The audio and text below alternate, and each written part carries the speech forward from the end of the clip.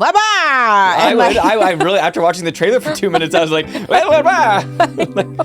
As a parent, I would be like over. at the end of my rope.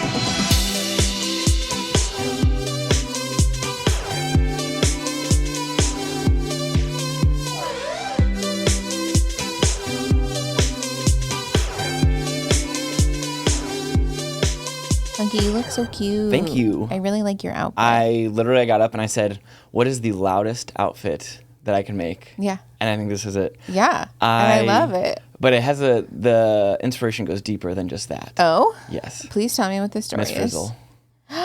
Is this Miss Frizzle coded? It kind of is. This is giving like first grade, preschool, second grade maybe. Yes. Definitely not third grade. I feel like If once you're in the third grade, we're in shorts- business cash. Yeah.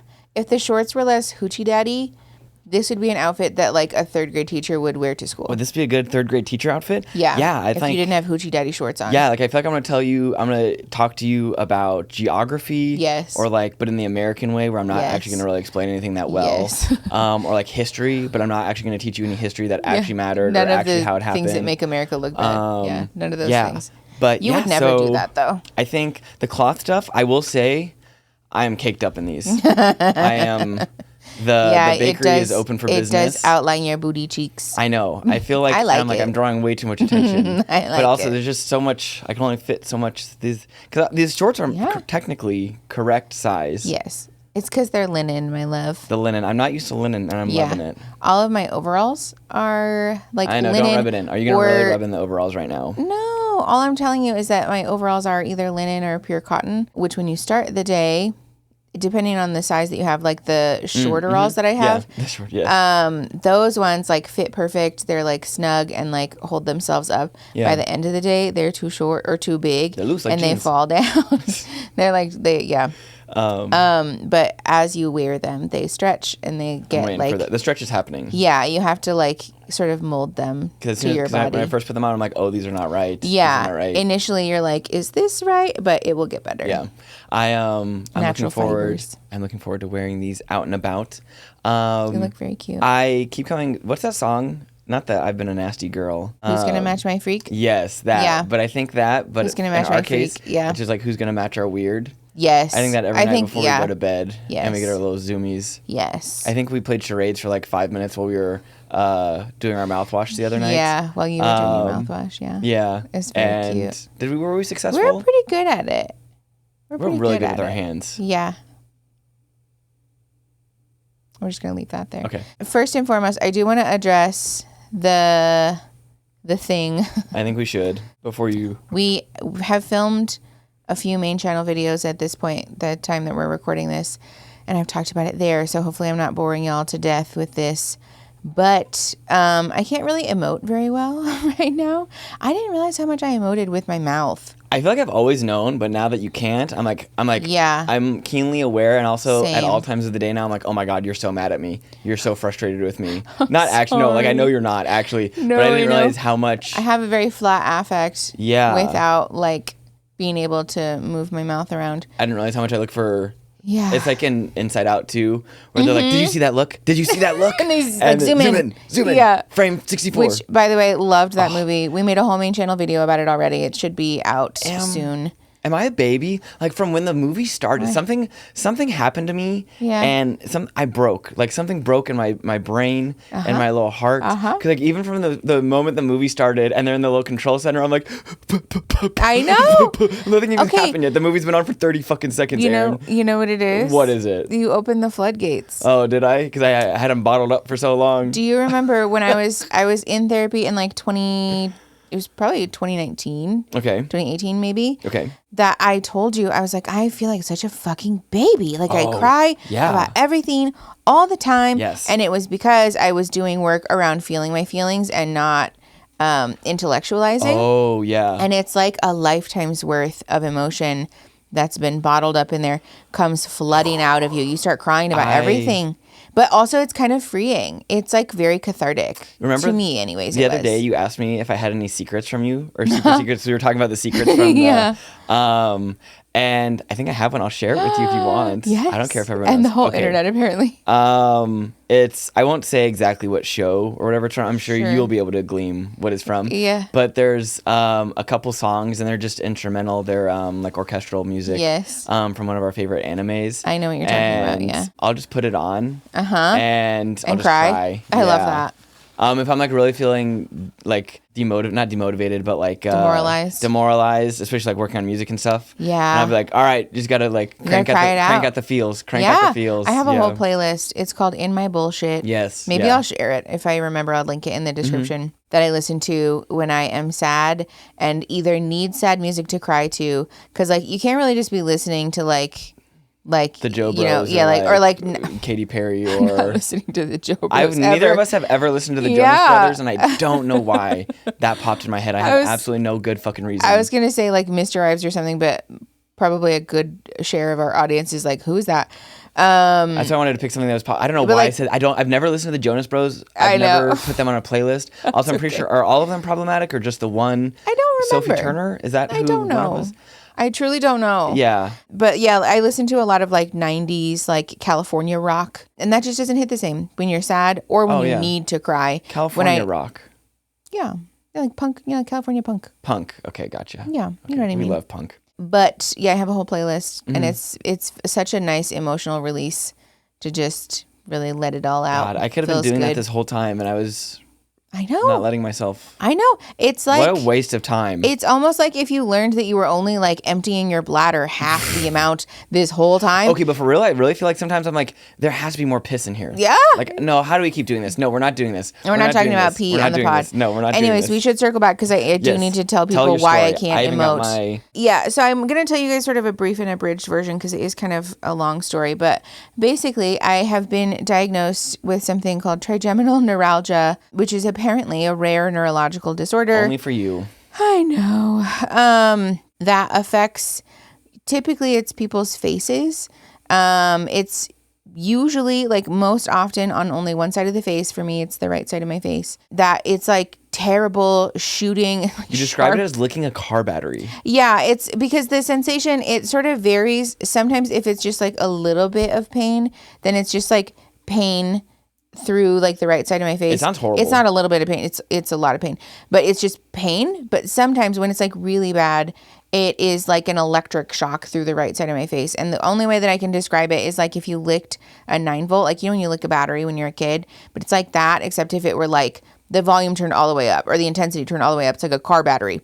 If you licked a car battery, basically, it's just like shoots up the right side of my face, and it's a terrible sensation, obviously. Basically, what happened, it started as tooth pain. I for sure thought you... Yeah, because I grind my teeth a fair amount, so I was like, oh, surely I've just cracked a tooth. I probably can't see it. It's like a hairline crack probably, or maybe it's on the inside. Yeah, I don't know. And it's been a while since I've had a cavity anyways, and I was like, I'm overdue. This is it.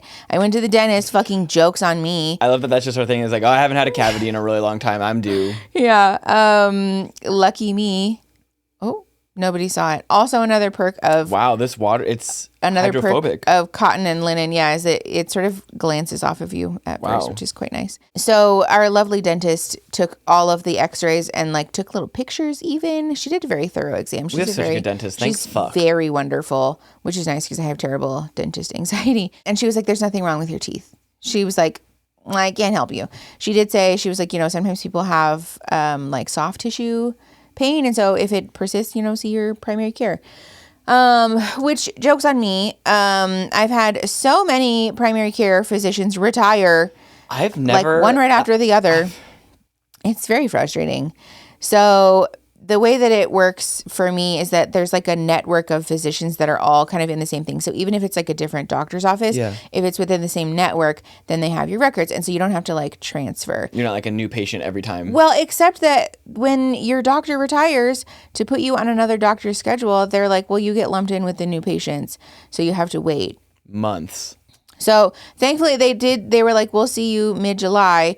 But I was like, I'm going to be on vacation. Like we have a...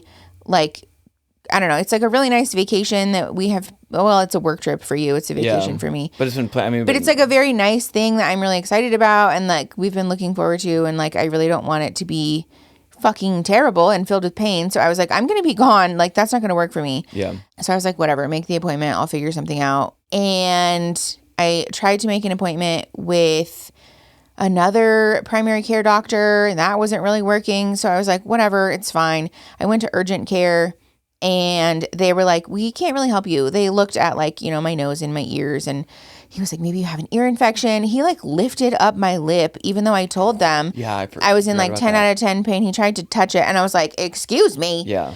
Because he thought I had cold sores. And I was like, I can assure you I don't have fucking if I could see a source of the pain, I would not be here. And I know. And sometimes like that happens where people will come in with like very obvious problems, and like, fair enough. That's a me thing just because I've been, you know, sort of chronically medically involved. But I didn't end up with any answers from them. He was like, it's probably nerve pain. And I was like, what the fuck does that mean? What do I do with that? Yeah. And he was like, well, I can give you a prescription for gabapentin, which I only know about gabapentin because like, well, our dog and people like therapy. I didn't know that. Patients or clients will take gabapentin for anxiety. It's pretty commonly prescribed because essentially it just calms your nerves down.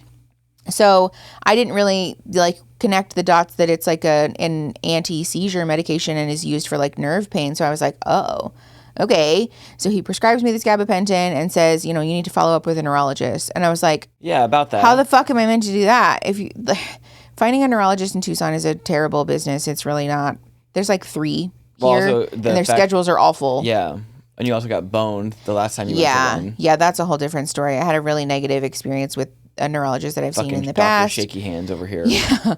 So I was like, okay, tried to follow up with the neurologist that I'm aware of and was told like no dice basically. So I was like, okay, like whatever. Like, I don't really know what to do. I guess, you know, I was told you can be put on a waiting list for one. And so I was like, I guess I'll do that. You know, like I don't really for 3 months. Yeah. I don't really have any answers. And then the pain got worse and worse, and we ended up at the emergency room because I couldn't open my mouth to like talk or drink or eat without really severe pain. Yeah. So we went to the emergency room, and like, I'm so proud of myself. This is a PSA, by the way, if you're able to advocate for yourself, because I was like, it's embarrassing that I've Googled this and they're not going to believe me. Oh my God, I know. And like, I don't want to be that person who's like, I've diagnosed myself on the internet. And I was like, Mickey, say something, because if they don't know. I remember I was like, should we tell them? Yeah. I was like, if they don't know any better, and like, you know, supposedly, according to Google, this is a somewhat rare diagnosis. So like, that might not be their first thought. So I was like, Mickey, just say something. And I'm so glad that I did. I was so proud of you. Because she came back and was like, oh yeah, no, we like looked at our she was like, Dr. Google might have been right this time. Yeah. She was like, we looked at a book or something, and she was like, it all matches up. It seems like it is definitely that. And so I can't believe she believed you. Also, the fact we were sitting in the emergency room. It's like 4:00 in the morning because you never go to the emergency room at a normal time. Yeah. And we were like, did that just work? I know. They're like, we're like, I think she actually. We were because also the first person that came in, you were like, they don't believe me. No, like, we're gonna get out of here with nothing. The nurse that we saw was like really not having it. No, but as soon as the doctor said, they're like, oh yeah, I think you're totally right. We're gonna get you situated for all of this. Yes. And that nurse was the nicest person. Yes, the nurse's affect completely switched. I understand too that they have people that they deal with all the time. Sure. I'm sure. Yeah. But also the fact that we're both just sitting there like. We're like, this is the best experience we've ever had with healthcare. Yeah, it was wild. So, yeah, very thankful for that. Because, the nurse came in and I was like trying to explain it. I had literally written it out on a notes app on my phone. And I handed it to you so that you could like read it to them. You kind of gave them. But also, they were looking at me like I was fucking crazy. I know. Well, I think Mickey can't speak. Well, because they thought I think I was having a stroke. Yeah. Because I told them I couldn't open my mouth, and I was like, no, I can open it a little bit, but it hurts a lot to talk to you, because what's happening. Basically, when at the time before I was on medication, to open my mouth, every time I opened it, electric shock. Yeah. So it wasn't just like one; it was like every time I would try to talk, and I was like, I'm not doing that.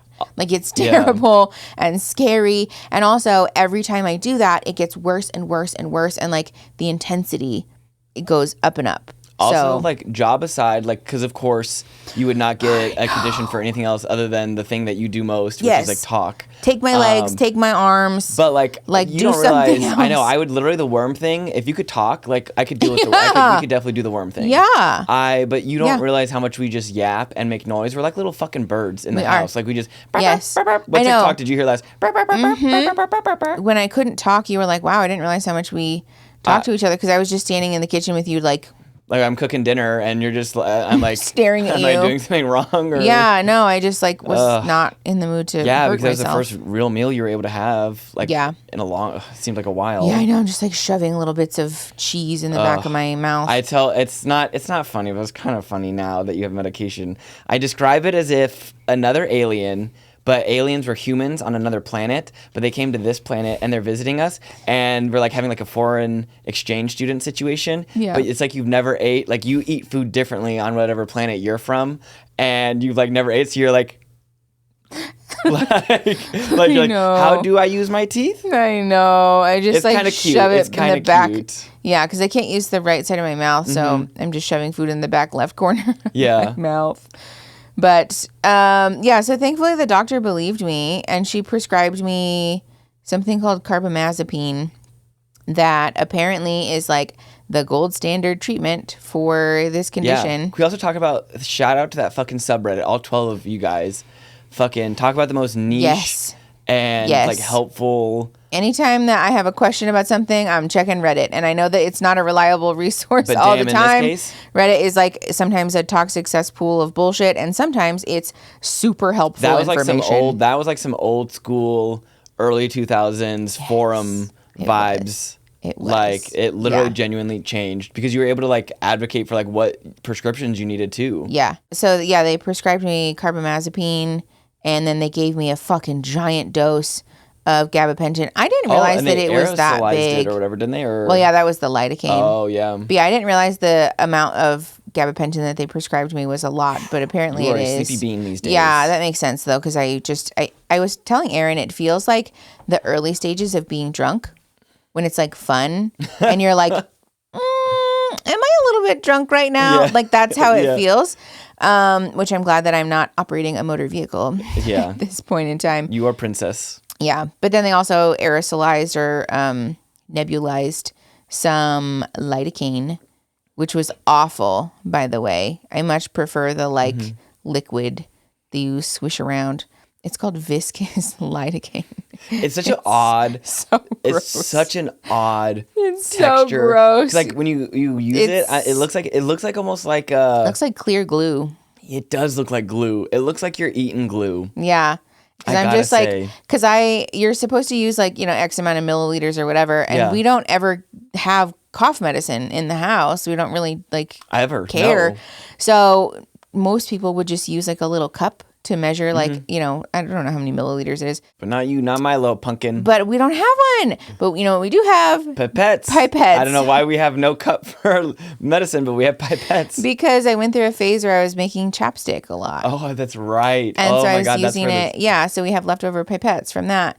So I've been pipetting viscous lidocaine in the fucking side of my mouth and just like, I thought about keeping it in one of the videos. Also, anyone being like, oh, well, you don't seem like you're doing that different. I'm cutting out everything. If there's a zap or something, I'm cutting it out. Yeah, there's been plenty of times where I'm like.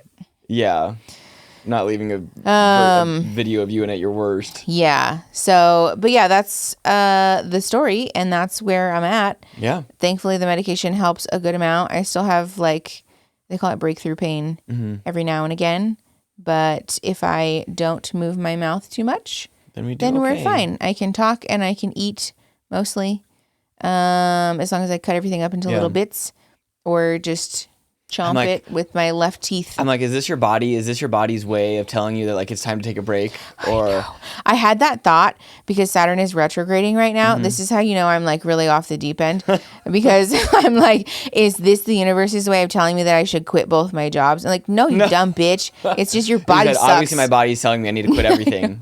Your body just fucking sucks. This just happens sometimes, and the universe is just kind of, this way, chaotic. And I know you've been doing so well with this because also it was like basically breast reduction recovery, and then this. I am really trying to take the perspective that like because the old way that I would deal with things is like, you know, incessantly Googling and like calling every doctor that I could get hold of and like insisting like, I've already made my treatment plan.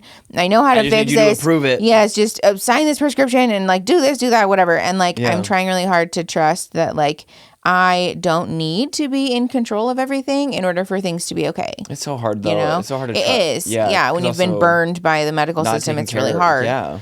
But I'm trying to release myself of the expectation of also being in charge of fixing it while I'm struggling, because that's not really fair to me. That's not the way, like, I know that that's the reality sometimes, that is the way that it works for a lot of people, but I'm choosing to trust that like I can let go of just this one thing. If we could have like a couple more experiences like that ER visit, I know. Then I think it's just so crazy how long you've been struggling to get like taken seriously for so many other things. I know. Well. And like it was just like honestly that was like a life-changing moment. I feel like where you're like, is this happening right now? The doctor believes me. Is she being so serious? She didn't say anything. It wasn't like, oh hey, you need to lose weight. Did you know you're fat, by the way? Yeah. Like she was just like, okay.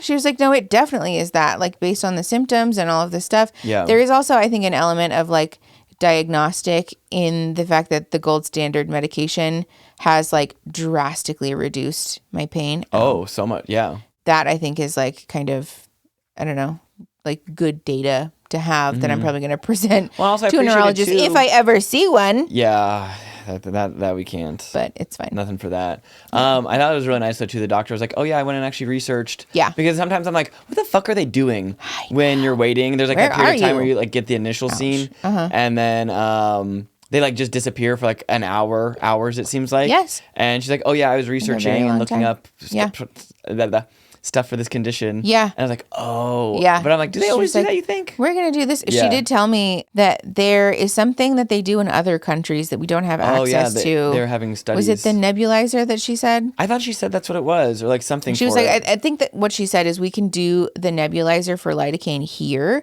but you can't do it at home. Yeah. So she's like, I'm just going to give you the liquid lidocaine for when you go home. Yeah. And hopefully that helps, which it does. I still use it when I eat. Yeah. Most of the time. It seems like I'm just so thankful you were actually able to get some pain management. I do feel like a fucking salamander though, because I can't open my mouth or like really like lick my lips like what you just did, where you like push your top lip down onto your bottom lip to like close, to like get the saliva off and like clear your lips off. I can't do that really. Like I can sometimes, but like it's a 50-50 shot of whether it will hurt or not. So I'm just like like licking my lips all the time. And I feel like people are like, are you fucking good, dude? Like, what's wrong with you? What are you doing? You're like, you don't understand. You know that moment in Inside Out 2 where she's like, enhance, and like looking. I feel like I'm doing that all the time where I'm like, are you noticing that I'm licking my lips a lot? Yes. Are you judging me? Well, I think it's funny too, because you can kind of tell sometimes when your lips are numb. Yeah. Like, not so much so, but just like. Thankfully, they're not I think it's something where like I might notice, but I don't think most people would. That's fair. Yeah.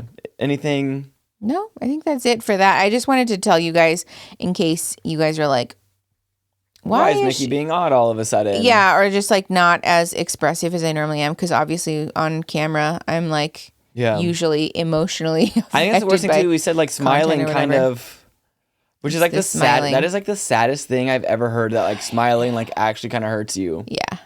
Yeah. Like, what is that? I don't know. It's very sad. But regardless, thank you guys for being flexible and understanding and thanks for not always having our back. Accusing me of being mean or rude in advance. If anyone says anything, I'm like, fucking out. I know. Gone. I just have like a face that looks sort of angry sometimes when it's But also rest. Too, is that like a society thing? Is that like the women should always be smiling thing, or like femme presenting people? Yes, that's true. So that's true. I say RBF all day. Fuck it. Yeah. It is what it is. Because also the reality is like most fucking dudes look like ready to just brain empty. Yeah. Yeah. Anyways, that's not what we're talking about today. Actually, we don't know what we're talking about today. Well, we do know what we're talking about today. We have a lot of catch-up stuff.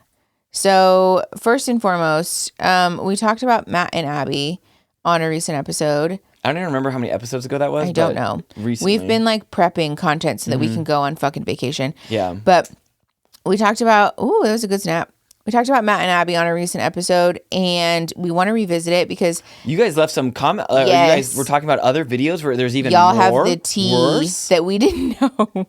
So we're going to talk about that today. Let me pull that up really quick. Meanwhile, I had the thought. I was just having one of my little daydream thoughts. It's so funny. I don't know. Do people make judgments, or like people when they have gallery walls, or like when women make gallery walls, or like femme people have gallery walls, and then are men open to that? Do they like that? Do they like art? Because I know that's like a trope I think of like decorating the house and like dudes being apprehensive or like against it, or like not wanting to help. Interesting. Is that a Why? thing? I don't know. But then also I was thinking like gallery walls and stuff, and then meanwhile dudes love filling their garage walls with like 85 neon signs. Yeah. And like, is that not just a gallery wall too, or like the license plate thing, or like? Well, I feel like a lot of I feel like a lot of like cis het men view interior decor as like an inherently feminine thing, and because they've been socialized to hate femininity, therefore they hate interior decor, or like are afraid of it. I feel like a lot of cis het men who haven't really unpacked that misogyny are afraid of being perceived as feminine, and so they're afraid of things like expressing themselves through interior decor or like through fashion, which is really sad. Which doesn't make sense. Like, it's so, because also too, I know, which is so funny how that has worked and stuff too. Because like also, or like at least from what we see, like in the 70s and the 80s and stuff, and like the fashion and the that men were wearing, and like it's very flamboyant, very and fun. loud and fun. And I just don't. But also, too, I do remind myself that what we see represented in media about eras and decades and stuff is a really slimmed down version of that. And that there were always people who were like, damn hippies, you know, and like didn't want to wear those things and like turned their nose up at those types of fashion. So I feel like there has always kind of been a bit of divergence in that regard. I think too it's so funny too because it's really just whatever you make up in your mind that it means, because it's all actually doesn't mean anything. I could get carried away so quickly there. That's fair. Living there.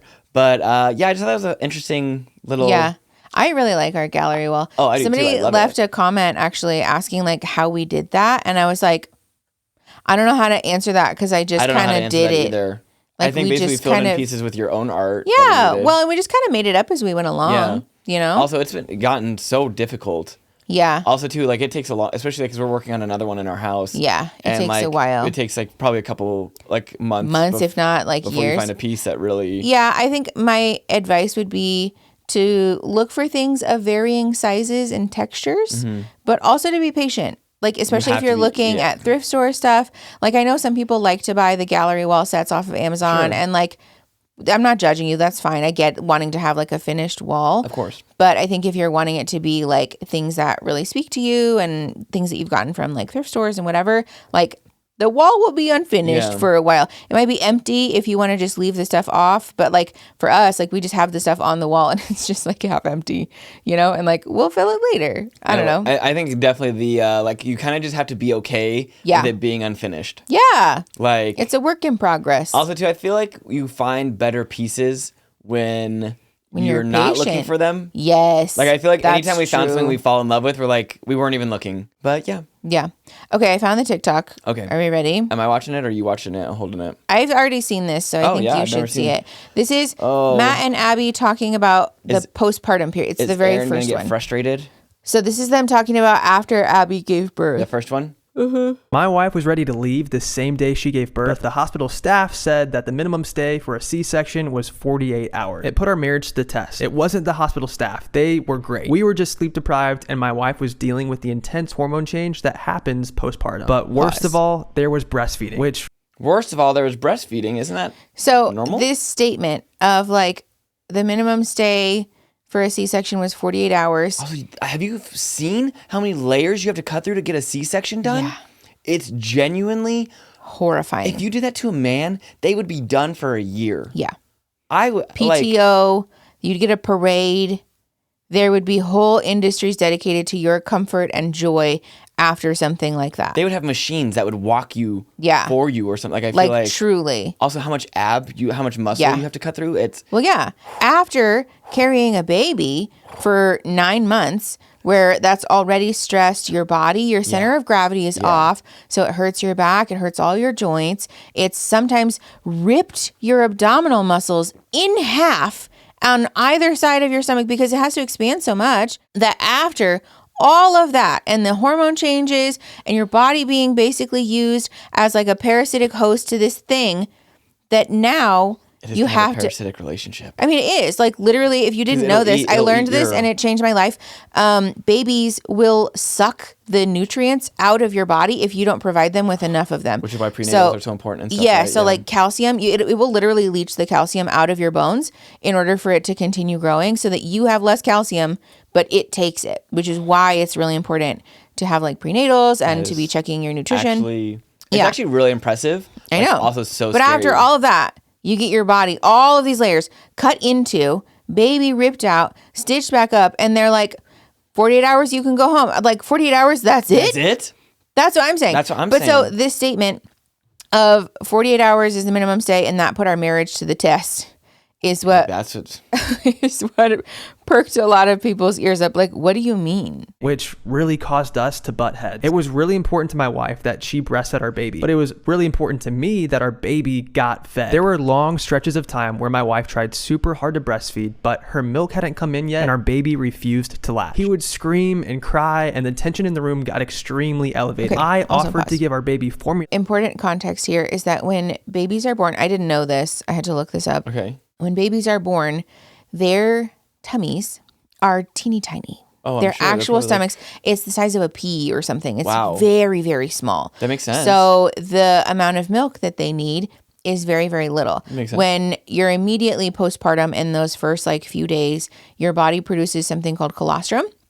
A lot of people call it liquid gold because it's like a more yellowy tinged fluid that comes. So it's like super packed with nutrients, isn't it? Yes. A lot of people say even if you don't want to or aren't able to breastfeed, even being able to pump or like pull some amount of colostrum out of your body can be really, really beneficial to your baby. Yeah. So even if you're just like able to pump a little bit of it out and then put it in a formula bottle, it's really good for your baby. Because your body, because the saliva and stuff it tells. Yeah, your baby's saliva, because it will be transmitted through like the ducts near your nipples, that it can like communicate with your body, and then your body will compensate to produce more things that your baby needs. Anyone who's ever like, we didn't come from, like, no, that's like evolution at fucking work. Like, that's actually like the craziest, absolutely incredible like, diagnostic system. Yes, like wild, fucking. But so colostrum is like few and far between. You don't produce, like when people think of breastfeeding, they think of like enough milk to fill a bottle, right?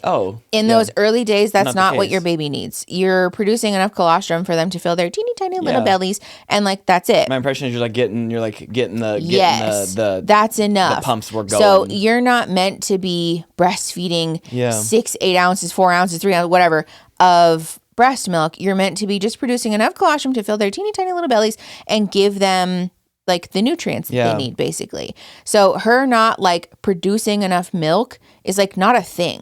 Like she was likely producing enough colostrum, and even if he was struggling to latch or whatever, like there are very much ways that they could have kept him fed. So Matt saying this thing about how like his wife wasn't producing and like he just wanted the baby to be fed, like it seems like he is fundamentally. Is that what's going on here? It seems like he's fundamentally misunderstanding what breastfeeding actually looks like. Yeah. Baby formula until my wife's milk came in, but she saw this as a direct attack. My wife was doing what she thought was best for our baby, and so was I. We were on the same team and didn't even know it. I did my best to pack up our stuff as quickly as possible. I was ready to get home because I hadn't showered in 2 days and wanted to sleep in my own bed. I didn't even use most of the items that I brought with me. As I left, I forgot our car was parked super far away, so I ended up ditching our stuff and running to our car to move it up closer. We got our baby safely secured in his car seat, and then we made our way home where our family was waiting to surprise us. I'm like, motherfuckers, do not be at our house. Do not be at our house when you come home. Also, this is not the video I thought it was going to be. The thing that's confusing to me is that he, first of all, like, this put our marriage to the test. I hadn't showered. I hadn't slept in 48 hours. Hello? Your wife produced and then had a baby surgically removed from her body. What do you mean? And is walking after like so soon. And then has a human latched to her breasts, which also for some people is incredibly painful. I know for some people it's very intuitive and natural, and that's really wonderful. I love that for you. But for some people it's very painful, apparently. Like, I've never breastfed a child, but it doesn't seem fun. I've had my nipples pinched before, and I didn't love that.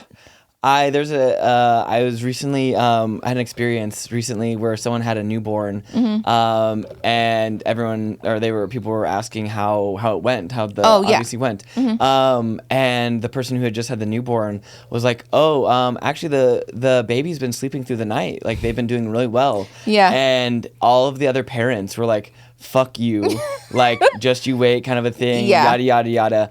And I just love, and I didn't say anything, but I just love, it just fills me with it's so interesting. Like a Schadenfreude kind of feeling.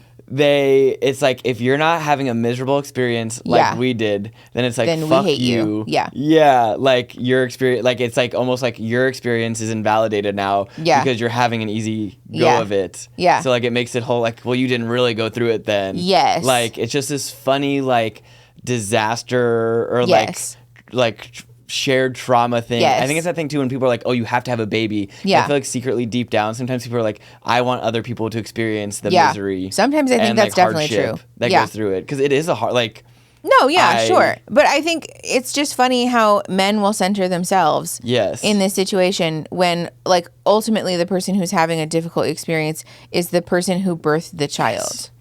Like the not only caretaking, you're also recovering. Yes. Like, I'm sorry, the birthing parent gets priority and gets like de facto congratulatory for like forever. For forever. Like you don't get to center yourself and complain about how you didn't sleep for 48 hours in a hospital room when your wife was the one who pushed a baby out. Well, I guess it had a baby surgically excised from her body. That's horrifying. I can't tell, because also like that video has 1.7 million likes.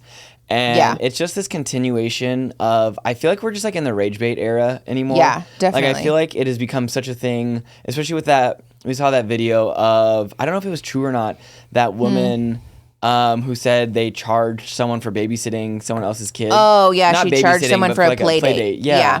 And then the other person, they had a Venmo set up. Yeah. And so they were having people send Venmo and stuff. Yeah. And then was it actually her account? She said she could have set that up, or she said she did set it up? No, I think what happened was that it was a fake person who set that account up. Or like someone said that, okay, so. Context, I guess. Yeah, parent A said, we should normalize charging other parents for play dates. Yes. And then told this whole story about how she charged the other mom, like, $1 for the wear and tear on my couch, and $1 for bathroom trips, and, $2 for snacks, to a total of like $15, and asked the mom to Venmo the money. And the mom was like, what are you talking about? And eventually acquiesced and sent the money, right? Yeah. So parent who requested the money, who was like, I'm charging you $1 for wear and tear on my couch, made a TikTok about it. And the internet was really mad, obviously. And so then somebody set up a Venmo account for the other mom who had to pay the money for their kid to go on a play date. Yeah. For people to send and be like, this is fucked up. We're so sorry you had to do this. And the mom who charged the money in the first place was like, y'all need to learn your lesson about rage bait, because that Venmo account is actually mine. Yeah. And like, you guys have been sending money to me, basically. I don't know if that's true. But like, even just the fact that like that very much could be the case. Yeah. I think it's just like the core essence of it is like people hate spend. Yeah. And so, like, and granted, it's like small amounts, but I mean, like, sure, 1,000 people send $1, like, that's $1,000, Well, and even, like likes and views and all of that stuff. Like Matt and Abby are professional, like full-time influencers, so they're definitely making money from the rage bait of people watching their videos. Are they actually like this in real life, or have we just learned what's gonna be? I think that's possible, but I think because they're also Christians, as far as I'm aware. Somebody in the comments mentioned that, and so I wouldn't be surprised if this is a like Paul and Morgan, Dave and Bethy, like Abby and her husband. They're just like dialed down on the hate. Well, no, I think they sometimes genuinely don't understand. Oh, you think like it's one of those where like they've grown up in this? Well, yeah, they don't get it. Like they're so steeped in misogyny that the idea that a man would complain about having to sleep in a hospital chair while his wife has given birth is like, Well, what do you mean? I'm allowed to complain. Also, isn't that just like I thought it was like a stereotype now, or like, oh yeah, we were at the hospital for. Well, yeah, to us. But like, are they not like the same? These are not the same people who are pumping out kids, no? I mean, well, I think the point that I'm making is that we are on very different sides of the internet, right? Yeah. I don't like somebody like my parents, even. Okay. Who are certainly not fundamentalists. No, at this point, anyways, have no concept that side of the internet exists. Yeah, I guess. Yeah. You know what I'm saying? I guess we get so entrenched in our own little bubble. Yeah. That sometimes I think it's really easy to be like, no, of course everybody knows, and like. They don't. I guess sometimes they don't. If we can just like further tease apart this conversation just a little bit more, if that's okay. Sure. So like, because for me, like the thought that's coming to my head is that we are exposed to that side of the internet. You know, like obviously the internet and like even like Google censoring search results and stuff and like giving you what they wants you to see. Sure. Obviously, of course, like the internet is a very curated place, like on all aspects. Like you can't really get away from it, right? No. But like we see into their into their side often, I feel like for the rage baiting of it, you know, and like is that not happening in the reverse where like they would also not be maybe aware? You know what I'm saying? Like are they not aware in the reverse? I think in theory maybe, but also like we make a living talking about like shitty men and like making reactionary content, right? So like, of course we're going to see it. You know, that thing actually that's coming for me right now is remember when I first started dating and like someone would not respond or they would not say something in a way that I thought would be the way to say, or like all these things.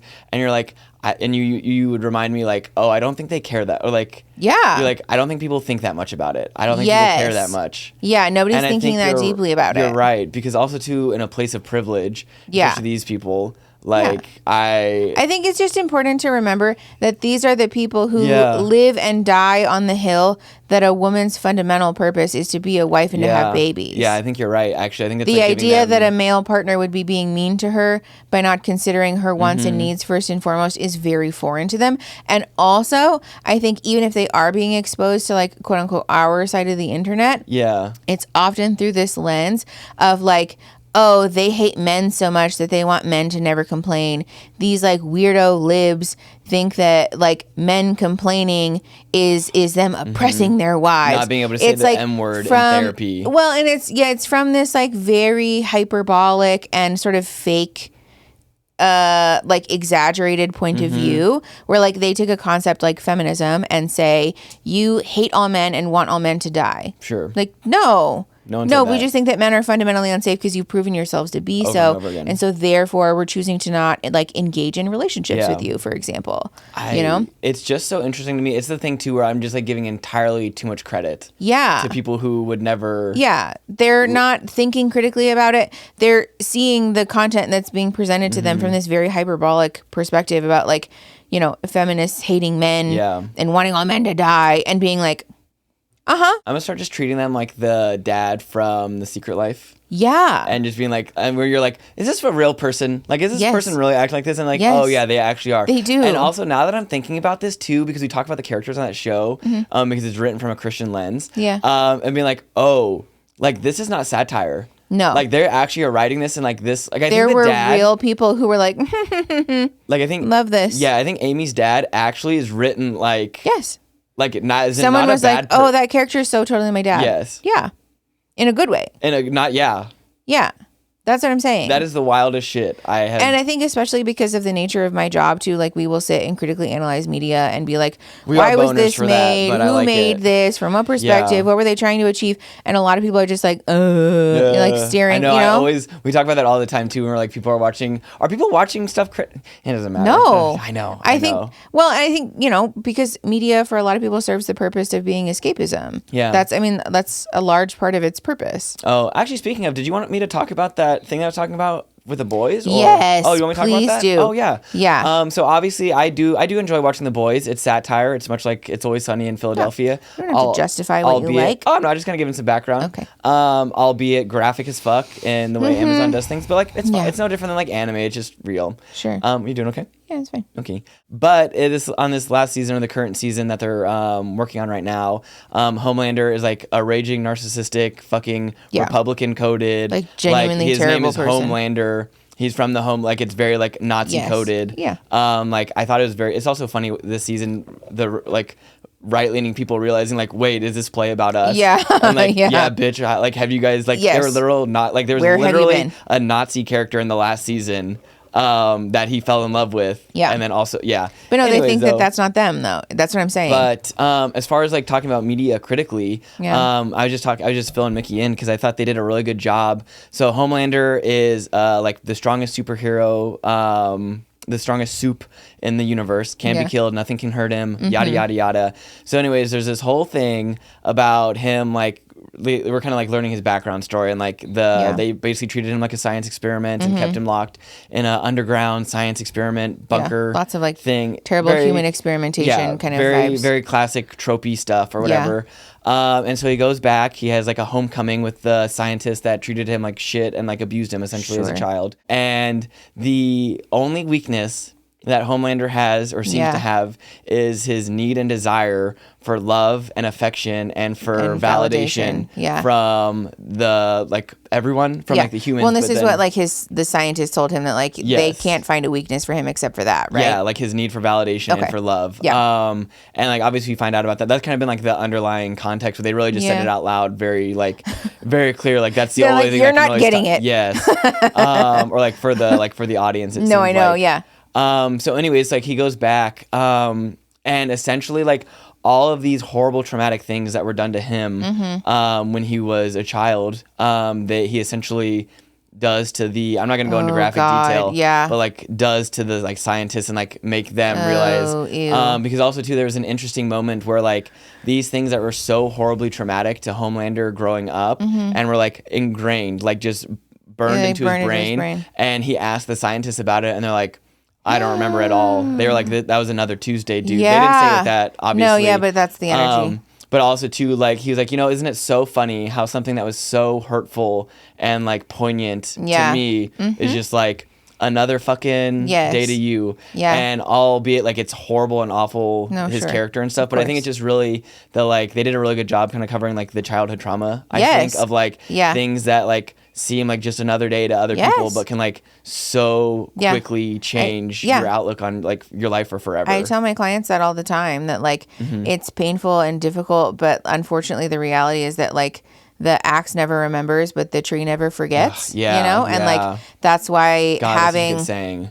Yeah. Obviously, I didn't make that up. No, it's I know, but I'm just hearing no, but like it's a cliche for a reason, and it's like very helpful with childhood trauma because it's really painful, the realization that your parents might not remember the things that they've done to you, but that doesn't make them any less valid or any less real, like part of healing sometimes, if you have contact with your family and that's like safe for you, obviously, is to be like, no, we're going to sit with this. Like, we're going to talk about it. And like, I'm not going to allow you to like escape from this thing and pretend that it didn't happen, because it did. Like it did happen, and it's real to me and it matters to me. And like, I deserve to have you be present with me while I process my emotions about that. Like it can be very cathartic if that's available to you, which unfortunately for a lot of people it's not. I know, and clearly they like took it in the complete opposite direction of way, not opposite direction, but like a way that I guess someone with superpowers would probably deal with their I feel childhood like trauma. It's a really like, I mean, it's kind of loud, I suppose, but it's like a really,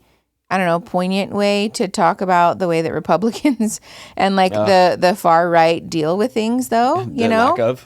Well, and it's kind of an interesting, it's kind of an interesting introspection too, that like all of this greed and like, disgusting need for power sort of boils down to a feeling of illegitimacy and insecurity, like wanting to feel, this is, I mean, it's sort of the crux of why like cis het white men who are rich and have privilege are so dangerous, because they just need more and more and more validation, because they don't like themselves, and they are terrified to do the work of looking inward and working on themselves, because that's feminine, and that would be, God forbid, that'd be so scary to talk about your feelings. God forbid they do something feminine, which would make them even more illegitimate and disgusting, but like the answer is like actually quite simple, but they'll refuse to engage with that and just continue to do more and more violent things to try to take advantage of other people. Soothe. They're trying to cover up this this wound that is like in, I think a lot of senses like very human. Absolutely. But like the things that they're doing are like very inhuman and disgusting. The way you cope with it and deal with it and address it is not that. No, not at all. Yeah. It's like really sad and frustrating, I was just thinking about the core memories from Inside Out. We should talk about Inside Out a little bit since we I'm so glad. Thank you so much for suggesting. Thanks for coming with because I've been finally able to work a regular shift. And so you're like, hey, do you want to go on a little movie date tonight?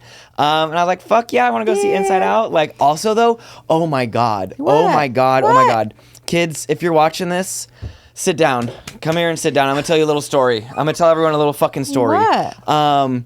Because we used to go to the movies every fucking week.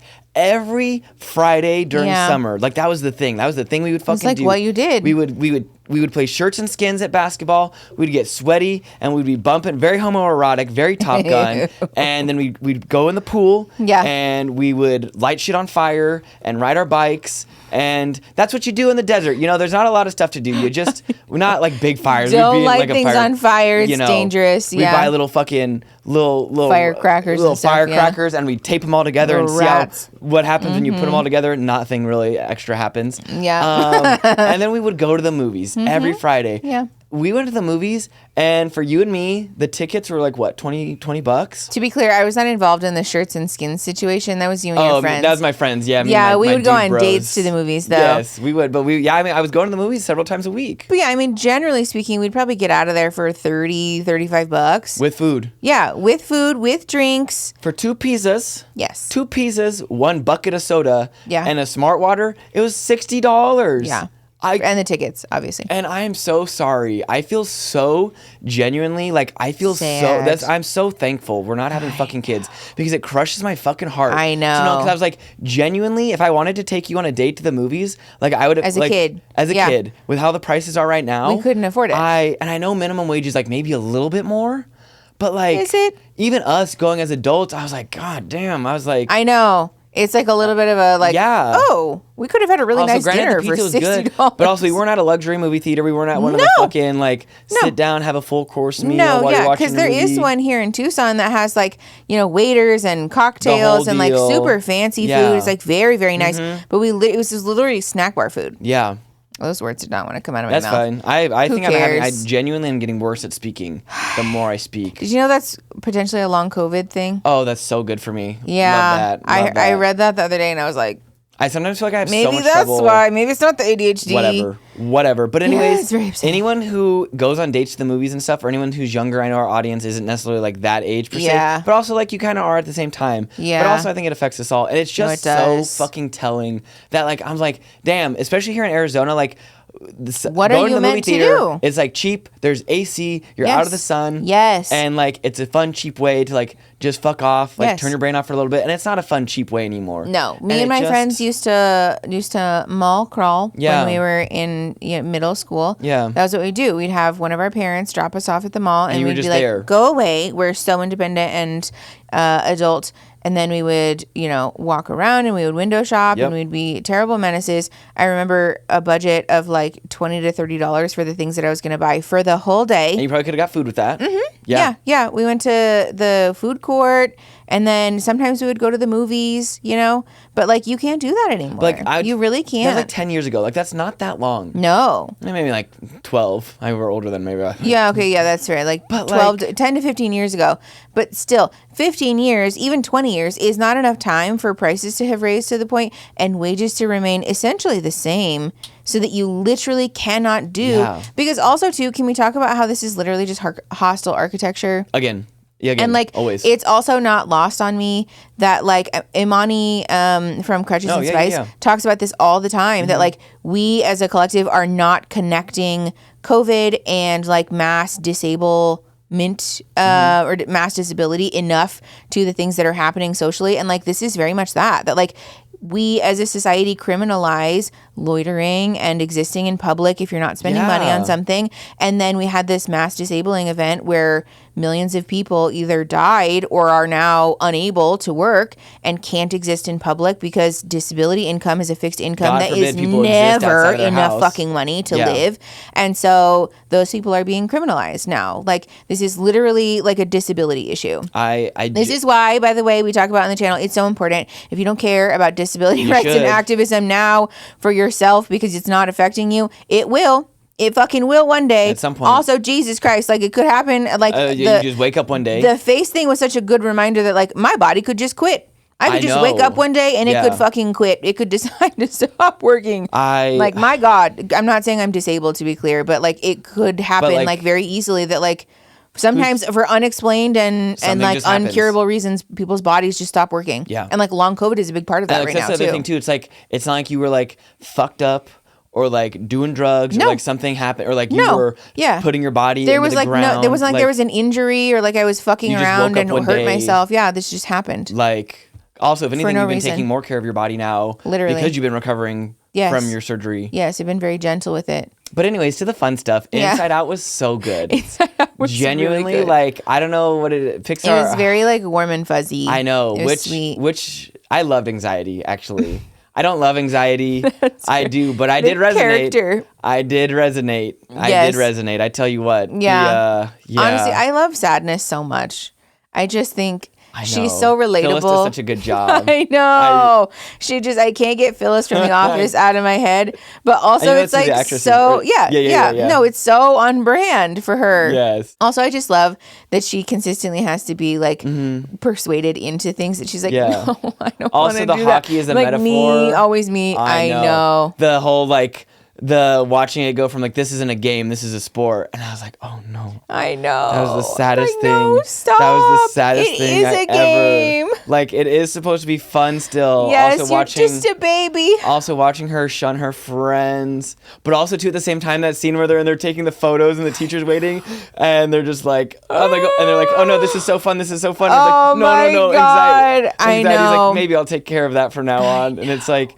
But that's so real, though, that like something bad will happen one time and then your anxiety is like, oh no, we're sticking to this protocol forever. Also, watching the little core memories, like that was such a great way I to know. the little Orbeez. I love the and then Orbeez. them forming like the little beliefs. Yes. Yeah. Also, I love the little tugs. Yes. Me too. I know, it was so hard. It was so sad to watch the change from I'm good enough to... I know. To I'm a good person to I'm not good enough. Yeah. So sad. I was really happy about the ending, though. You know what's funny? In the beginning, when Joy grabs those like embarrassing memories and just swoops them, to the back of the mind, I was like, I don't really agree with that. Like, that's yeah. In my mind, I was like, don't be a fucking wet blanket, Mickey. Don't be a fucking wet blanket. Don't. But they addressed it perfectly. Don't hyper address and overanalyze media. Just let it be. And I was like, that's not really a good way to deal with that, though, because you're not going to form like an integrated sense of self, and like you're going to have this really Pollyanna version, and then you're like, then you're very susceptible to things like shame and ego injury, and so that's not really a good way, especially for a child. And then it all happened, and I was like, whew. I'm like, I know it's a movie for kids, but I'm like, is it a movie for kids? I feel like it's a movie for kids in the way that Shrek is a movie for kids. Is Shrek a movie for kids? In theory, yeah. I guess it was a kid. It was a kids movie when it came out. It's a Disney or a DreamWorks Also, movie. I love that DreamWorks put their whole B team on Shrek because they were working on Ants or something else. I can't remember what movie they were working on or whatever. Something terrible. Shrek was supposed to be some fuck off, one off, bullshit ass movie. Exploded. And also, can we just talk about Despicable Me? What is the... I don't know. Also, though, we were watching the trailer, and I'm like, I kind of get the Minions thing a little bit, but then I don't get the Minions thing. Okay, but also, What is the Minions? if you have kids and your kids watch Despicable Me or like engage with that in any type of way, can you please answer a question for us? Because I'm really curious. We have established we're like little parrots. We just things that we hear. So I'm not sure if I'm just projecting, but if you have kids, are your kids really fucking annoying after they watch Despicable Me? Because I could just imagine little kids watching around and being like, bye bye. I really, after watching the trailer for 2 minutes, I was like, as a parent, I would be like over. at the end of my rope. Like, I'm trying to make dinner. I've had a long day. Shut the fuck up. Shut the fuck up with your minion noises. There's no minions allowed in this house. This is why we're not parents. But if that happens to you, can you please like let us know in the comments? Like, are kids really annoying and frustrating when they're parroting those minion noises, or is it like fun and cute? Is it like fine? But then there's like the minion memes. memes. Like adults make Minion memes. Yeah, I don't understand It's like the Happy Bunny thing. It's so interesting. I don't get it. Because also, I just don't have that much of an attachment to Minions. I think probably because we don't really watch those movies. Yeah. If anything, though, I feel like I would attach to Gru. Because I kind of resonate with him on a deep level. Well, I think it's so funny to me, too, because I'm like, is the movie about Gru or the Minions? Because the whole trailer is really about the Minions. Yeah. I think the next one is definitely about the Minions. I think there are just single Minion movies. Is there dialogue in those movies, or do they just make Minion sounds? I don't know. It's incredible to me. It's like a whole little like metaverse about just Minions. I feel like Inside Out is for us. Mm-hmm. We have such a question too. I'm always so curious, like, so is there like a therapist on staff?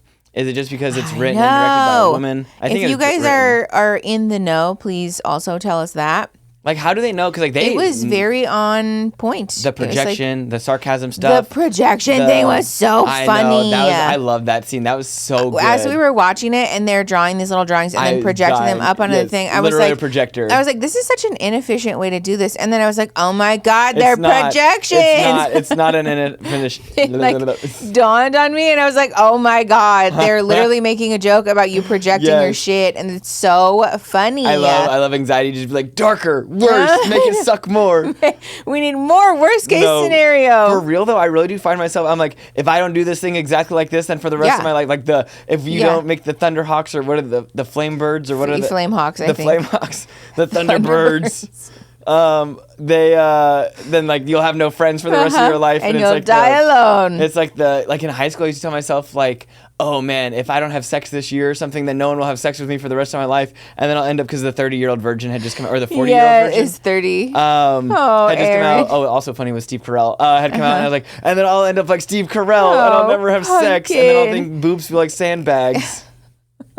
No, is that something that happens in that movie?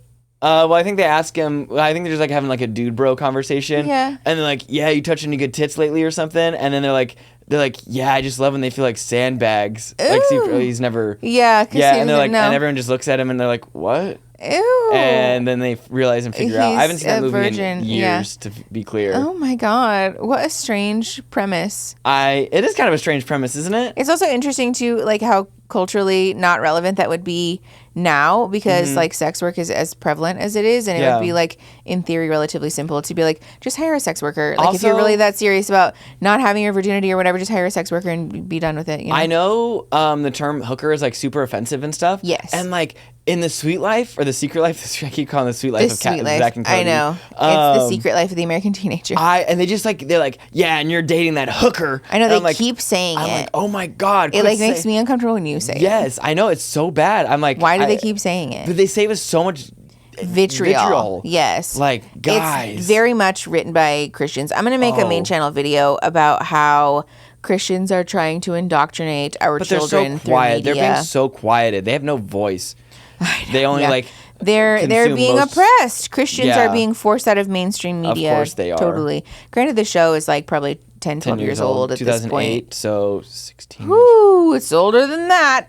That show could almost drink alcohol. We could have a baby that's that. If we had a child when Amy had a child, they would be 13 right now. Yeah. Oh my god, they would be starting high school soon. If we had a baby when we were Amy's age, our kid would be a freshman in high school.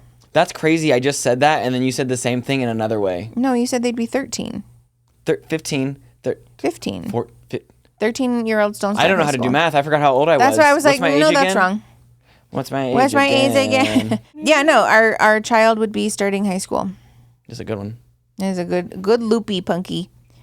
Oh, no, it's like a mouth. Is that not so distressing, though? I don't like that at all. It took us a long time to get there, but I think the no kids thing I feel very situated with that. You might not be able to smile, but you can wear this if you like. Thank you. I'm sure that won't be disturbing at all. At all. Also, as a quick wrap up, we went to... What? Nothing. Did you make a penis shape? No. No, that's a vagina.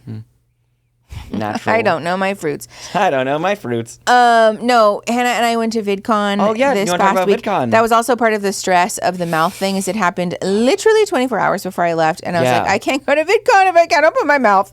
Those are not refundable. Which, thankfully it all worked out. But VidCon was really fun. Shout out to Hannah. I'm so glad you guys had a good time. Yeah, we had a nice time. Obviously, it's always stressful traveling with anybody who's not you. Yeah. I am always reminded keenly of how attuned you and I are to each other. I know. We really that little joke about regulating each other's nervous system. Well, and we have this like dance that we do where like... Tell me about it.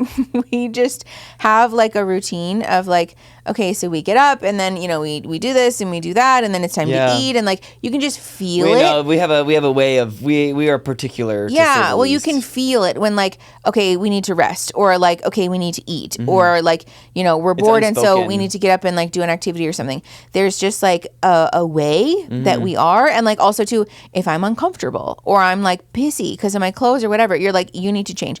Let's go, and like we're changing my clothes or you know whatever, and it's just like a very like. You're like, you can feel your skin. You need to take a shower. Yeah, it's like a very twin telepathy thing that we do where I'm like, you're cranky because you haven't eaten, or like you haven't had enough water today, and I know for a fact that you're a cranky. Also, anytime you tell me I need to eat and you're not wrong, but I'm still fuck you. Like, that's how I feel. I hate when you're right. You're like, I know that you're just grumpy because you haven't eaten, but you're being really rude to me. And I'm like, fuck you. I think the greatest boon to our relationship has been my ability to call you on your shit.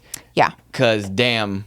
You did it yesterday. What did I do yesterday? You were like, you can keep yelling or I can go fix it. Which would you prefer? And I was like, you were being so cranky, panky, hanky. I was like, damn, dude, like you need. I'm literally on your team. I was like, I'm literally going to take care of something, sorry. and I'm like walking down the hallway to go to my computer to take care of something, and another thing. It's so emasculating because I'm just like, yeah, you're right. I'm being a fucking asshole right now. Yeah, but also... But you're right. I know. But also, too, the best part was, too, I didn't even need to go to the office. No, I could have just checked it on my... I was literally about to check it on my phone, so I was like... I'm still annoyed at you because you're being redundant, but also you're right. When you get to that point, you're like, well, I'm doing it now. I know, I'm doing it now. You were right because I was being cranky. We have fun. Yeah. But yeah, so we did have a lot of fun at VidCon. It was really nice, and I enjoyed it a lot. I think I put some pictures up on the community tab if you want to see, but I think you did. You already did. Hannah and I forgot to take pictures until the last day, which also, too, can I just say, the only thing about big like YouTuber events like that, this is not shade, this is not judgment, I'm not being shady or rude, but it's just always such a culture shock being around so many people. I know, who are so comfortable taking videos and photos, and like there were people just outright vlogging, which like makes total sense if I was like a vlogging content creator or a lifestyle content creator. There's just like 100 of these selfie sticks, and a lot of like time lapse is happening of people eating and stuff. And so like TikTok and stuff. I'm sure. Totally. On TikToks, we were trying constantly to be like, don't get in the background of their TikTok, which like I get obviously, but it's just always odd because we're not like that.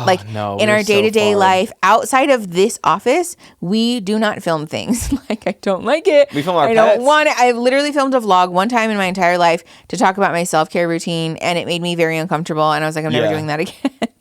Because it's just like I feel very perceived, and I have a lot of social anxiety as it is. Boomer in us. Yeah. I'm like, how do I hold my phone again? I know. When I'm like, this angle is really bad. I'm gonna have to retake this, and I'm frustrated. Like it was such a culture shock to be around people like that. Because if I'm doing something or enjoying something, I'm not taking photos. No, I'm not. I'm not gonna take my phone out. I'm just not built like that. Also, too, like I really do try and like live. Yeah. Not to sound like a little cliche. No, I know. I know that some people like that's the way that they do live in the moment, but for us, like.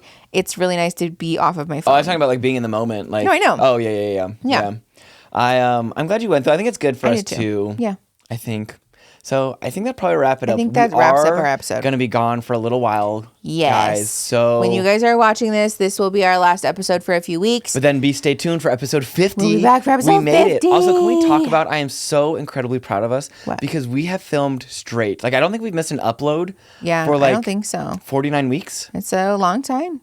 I don't almost think a whole year. You can fact check that, but we I might think have missed maybe one or two, but for extenuating circumstances. Yeah. But like for real, good for us. Good for us because we've been very consistent. I'm so proud which of us. also we kind of struggle being consistent with ancillary content that's not like main channel videos. Can we talk about what an interesting, because basically 49 weeks ago, oh my God. When did we start?